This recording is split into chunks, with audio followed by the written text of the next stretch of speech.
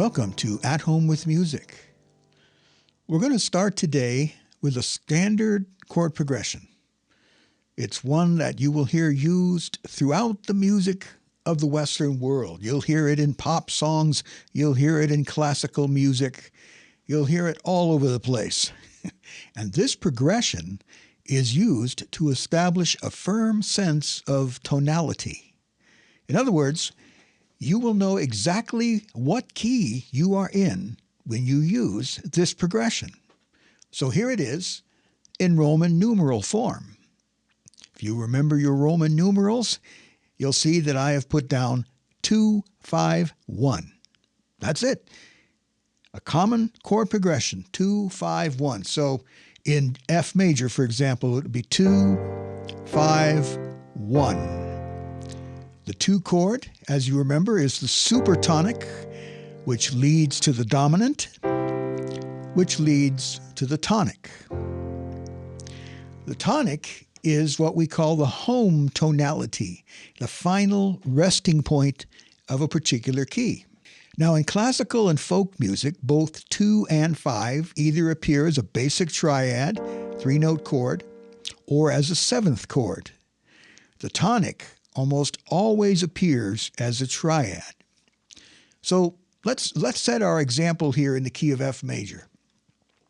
If I play each chord as a basic triad, it sounds like this.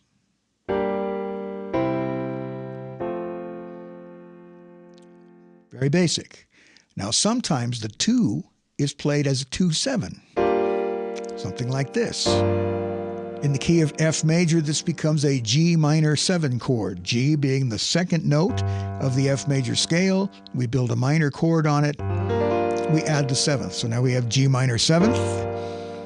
And then, of course, you already know that the 5 is very often played as the 5-7. And then the tonic is usually just played as a basic 1 chord. So in folk tunes or simple songs, you might have just the plain 3-note chords. And you can get a little bit more fancy by playing 7th chords on the 2, on the 5, and then the 1 is usually just your basic 3-note chord. Now in popular music, and especially in jazz, however, the plain triad is often avoided because if that's all you use, it begins to sound a little too bland. So if you listen to songs like from the Great American Songbook, the standards, if you like, these are sometimes rather complex as far as the chords they use. And of course, if you listen to jazz, you're going to hear relatively few plain 3-note chords. However, the basic 2-5-1 progression is still used a great deal. So the question is, how then do composers make this basic chord progression sound more colorful, richer, or you could even say more spicy? Well, they do it by altering 1, 2, or all 3 of these basic chords. So I'm going to switch to the overhead camera and I will show you how they do it. As we look at the 2, 5, 7, these 3 chords, the 2 chord will generally appear as 2-7, and it'll be straight or it will be altered. The 5 chord will appear as 5-7 or maybe even 5-9, and that'll be played straight or it will be altered. And the 1 chord will appear as a straight 3-note triad, or it might be a major 7th, a major 9th, or an added 6th. Anyway, let's take a look at some of the more colorful versions of these 3 chords. And these are all going to stay in the key of F major. At this point, of course, you'll be able to do this in other keys. So here are the alterations of the 2-7 chord. The basic 2-7 chord in the key of F major, I'm going to play it right here on the keyboard, would be this. A G minor 7th chord in the key of F major. That would be the 2-7.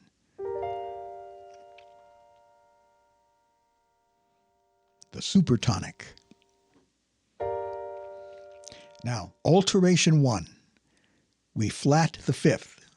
Root, 3rd, 5th, 7th. So the fifth becomes this note, and we end up with this chord. That's alteration 1 of the 2 chord in the key of F major. You got to follow me carefully here.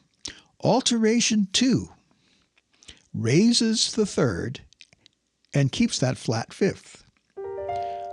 Flat 5th, raised 3rd. So we end up with this. We'll call this alteration 2. The 3rd alteration flats both the root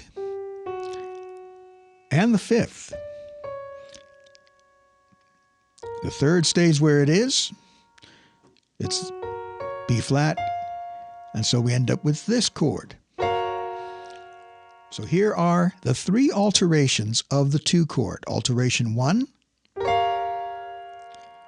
alteration 2, and alteration 3.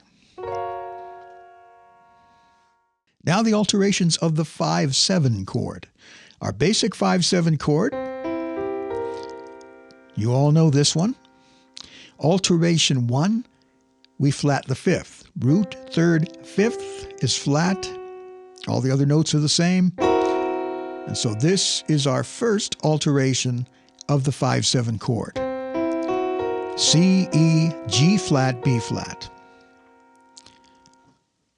Alteration 2 flats the 5th and adds a minor 9th.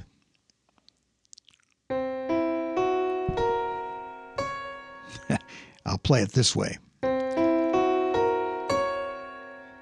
So it's essentially the same as alteration 1, but with the added minor 9th. You get this very dramatic sounding chord.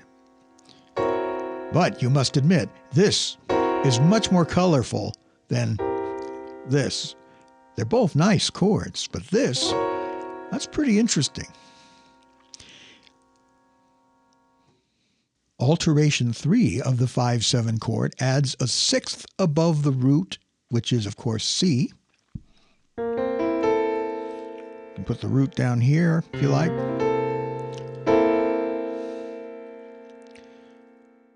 So those are the 3 alterations of the 5/7 chord. We have a flat 5th. We have the flat 5th with the added minor 9th. And we have the added 6th above the root. Now we come to the alterations of the 1 chord. Here's our basic 1. Pretty basic. That is the F major triad.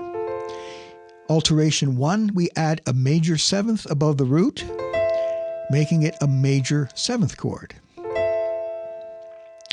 Alteration 2, we add a major 7th and a major 9th above the root. This makes it a major 9th chord. Alteration 3, we have the major 7th and we add the 6th. So those are the 3 alterations of the 1 chord. That's the basic 1, alteration 1, alteration 2, alteration 3. So take some time to just play these chords exactly as I've played them. Get used to their sound. Also notice now how I've lined these chords up. You basically have a chart here with 9 different chords. Across the first row, you have the alterations of the 2 chord. The second row, the alterations of the 5/7, and in the third row, the alterations of the 1.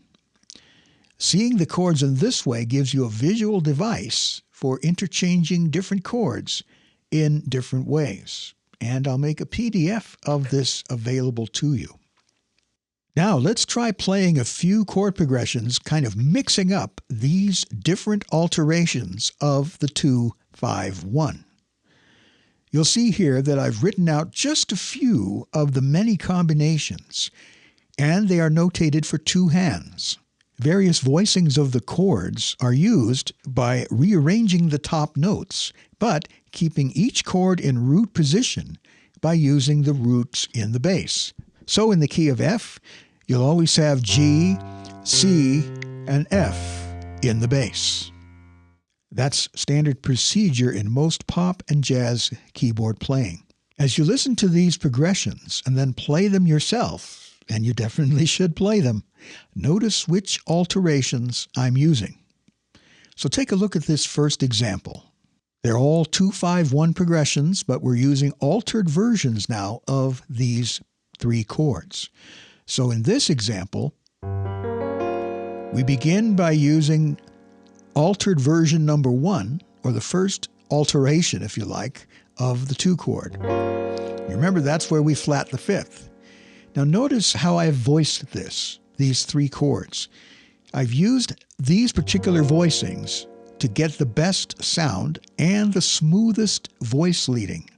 That is, voicing the chords so that it sounds smooth and easy to play. So we go from alteration 1 of the 2 chord to alteration 1 of the 5 chord, and then alteration 1 of the 1 chord.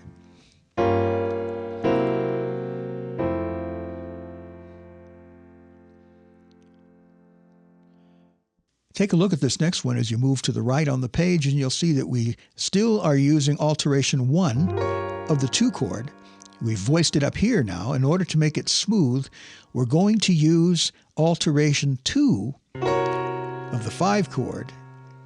And this is still alteration 1 of the 1 chord. Only instead of voicing it here, we've moved it up here.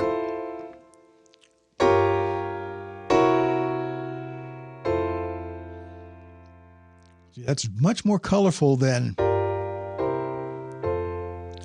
Now this is perfectly nice, of course, but this is pretty interesting.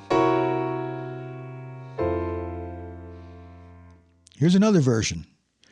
We're going to use alteration 2 of the 2 chord, and then for the 5 we'll use alteration 3, and for the 1 we'll use alteration 2, which remember is the 9th chord.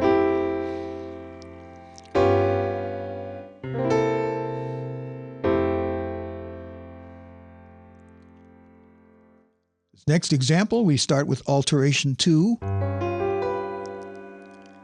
of the 2 chord. Same one as we used in the previous example, but now we voice it this way. We use alteration 1 of the 5 chord, and then look at this crazy chord.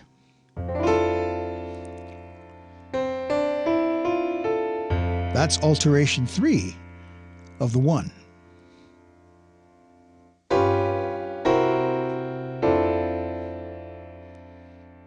Couple more examples. Now we're going to use alteration 3 of the 2 chord. And notice it's interestingly, this is a G flat major 7 chord. But we have taken the root of the G minor 7th chord, we've lowered it, and we've also taken the 5th and lowered that. And that can lead us to this alteration of the 5 chord. And then we still have this 3rd alteration of the 1.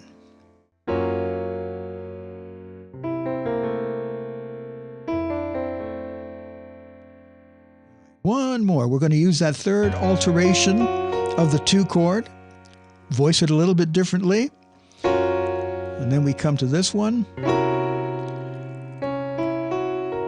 That's the 2nd alteration of the 5, and then we have this big thick 2nd inversion, I should say, 2nd alteration of the 1 chord.